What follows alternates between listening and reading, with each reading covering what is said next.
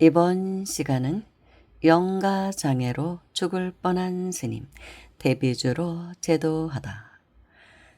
이 글은 우룡 큰스님의 법문입니다.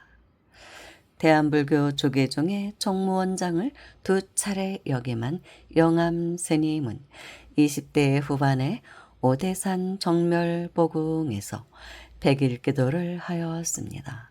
스님은 상원사의 노전에 기숙을 하면서 매일 맞이를 지어 산길로 2km 밖에 있는 정멸보궁으로 올라가 공양을 올리고 정진하였습니다. 참 대단한 정성을 들이신 것이죠. 스님이 직접 맞이를 지어서 2km 밖에 있는 정멸보궁으로 올라가 공양을 올리고 정진을 하셨다는 것입니다. 예전에는 직접 스님들이 공양주 하시는 경우도 많았고, 또 공양주가 있어도 맞이를 직접 스님이 지어서 올리는 경우도 있었습니다. 지금도 정말로 정성스럽게 백일기도나 천일기도를 한다든지 이런 스님들은 공양주가 있어도 스님이 직접 공양을 지어서 올리시는 분들도 계십니다. 드물기는 하지만 그런 스님을 본 적이 있습니다. 비구니 스님이었는데, 기도는 일단 정성이거든요. 그러니까 당신 기도니까 직접 그렇게 맞이 공양을 지어서 올리신 것입니다. 그런데 이렇게 높은 산에는 상원사에서 정멸보궁으로 올라가는 길은 차가 다니지 않는 길입니다. 그래서 지게를 지고 올라가십니다. 2km 되는 거리를 손에 들고 갈 수는 없죠. 사실 잘못하면 발이 삐끗해서 미끄러질 경우도 있고, 이런 산들은 그래서 지게를 지고 올라가십니다. 지게인데 책가방처럼 그렇게 개조를 한 그런 지게가 있더라고요. 높은 산에 맞이 올리는 절들은 산신각에 올린다든지 하면 좀 산신각은 가파른 곳이 많거든요. 그러면 그렇게 책가방 같은 지게를 지고 그렇게 올라가십니다. 그런데 스님이 기거했던 노전방에는 망자의 위패를 종이로 만들어 모셔둔 것이 많이 있었는데, 어느 날 피로에 지쳐 험하게 잠을 자다가 영단을 발로 차버렸고, 영단이 무너지면서 위패들이 떨어져 뒹굴었습니다. 그 다음날 영암 스님은 열이 40도나 오르는데도 너무나 춥고 떨려서 견딜 수가 없었습니다. 마치 학질에 걸린 듯하였습니다. 대개 학질은 오후에 시작하는 법인데 이번 학질은 오전부터 춥고 떨려서 견딜 수가 없었습니다. 기도를 하다가 이 무슨 장애란 말인가? 내가 영단을 고의로 무너뜨린 것도 아닌데 기도를 중단하고 병원으로 가야 하는가? 아니다. 기도를 멈추어서는 안 된다. 더욱이 이곳은 학질이라기보다 영가의 보복이 틀림없음이니.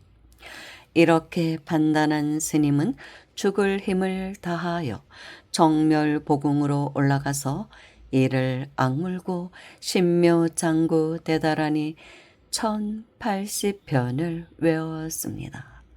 그야말로 죽을 각오로 하루 종일 외웠더니 씻은 듯이 학질이 떨어지고 완쾌하여 백일기도를 장애 없이 잘 마쳤다고 합니다.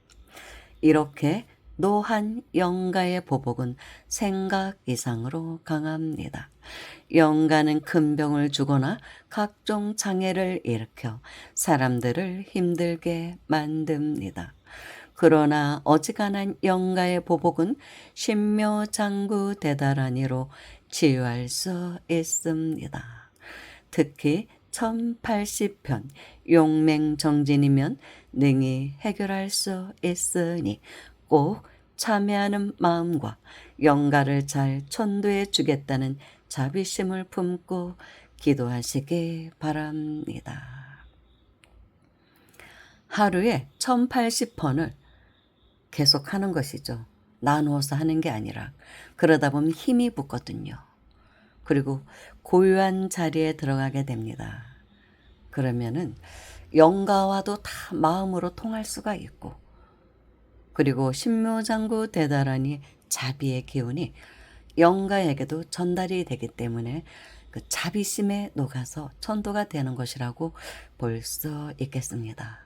그런데 철야기도 하면서 1080번 하는 분들이 간혹 있더라고요. 연주함에도 그런 보살이 있다고 들었습니다. 매주 토요일 날 와서 철야기도를 해서 그렇게 1080편 그렇게 하고 가는 보살이 있다는 얘기를 들었습니다. 사실 상당한 근기예요. 그렇게 견딜 수 있다는 거. 누워 살 리는 없잖아요. 밤새워 가면서 대단한 거죠. 그래서 좀 어려움이 있을 때는 그냥 용맹정진해서 한번 밀어붙여 보는 것도 좋습니다. 그런데 반드시 참회하는 마음과 영가를 잘 전도해 주겠다는 자비심을 품고 기도하라는 것이죠. 사실은 좀 괘씸한 영가이기도 하죠. 스님이 뭐 실수로 그런 것인데 그렇다고 스님에게 그렇게 해코지한다 하니, 일반 사람도 아닌 그런 수행자를 해코지하면 그 업도 큰 것인데 겁도 없이 그 영가가 그런 것입니다. 그러니까 영가들의 마음이라는 것은 그렇다고 합니다. 살아서의 마음과 달라진다고 해요. 죽으면은 오로지 자기 생각만 한답니다. 좋은 곳에 못 간 그런 지옥고를 헤매는 영가들은 내 고통만 생각이 있는 거예요. 그래서 살아서 뭐 사랑했던 남편이나 부인이나 자녀들에 대한 생각이 없이 오로지 나의 힘든 그것만 해결해 달라고 한다고 합니다. 힘든 것만. 그래서 제도하기가 그렇게 쉽지가 않은 거예요. 일단 정성이 들어가야 되고 참여하는 마음이 있어야 되고 또 자비심. 자비무적이라고 하잖아요.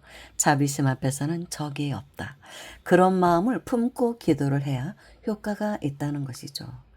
그래서 나는 이렇게 많이 기도를 했는데도 나는 왜 이렇게 효과가 없습니까? 하시는 분들이 많거든요.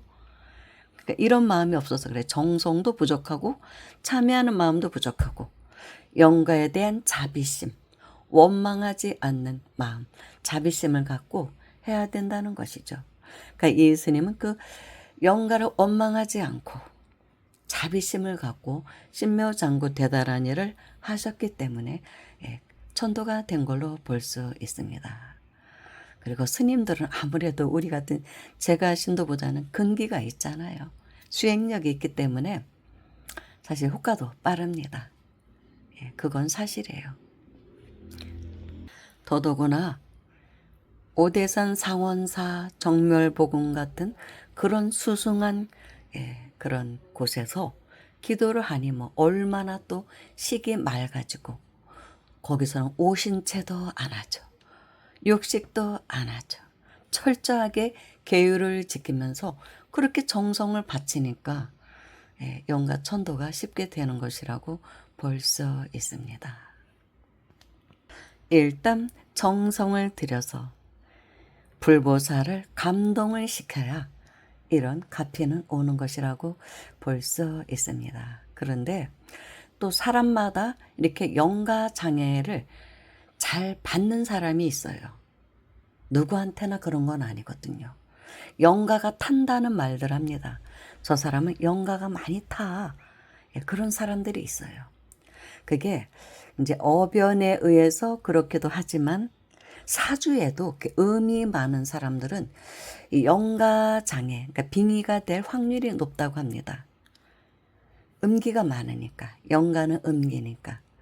그래서 그런 사람들은 산기도 웬만하면 산소가 많으니까 산에 가면 그런 데는 웬만하면 다니지 말고 또 제사 많이 지내는 그런 사찰에는 웬만하면 다니지 말라고 합니다. 그래서 선방 같은데 명상수련원이라든지 그런 쪽으로 가라고 합니다. 영가가 들끓는 그런 곳은 아무래도 장애를 입기가 쉽다는 것이죠. 내가 음기가 많으면 서로 이렇게 통하게 되니까 파장이 통해서 들어올 수가 있거든요.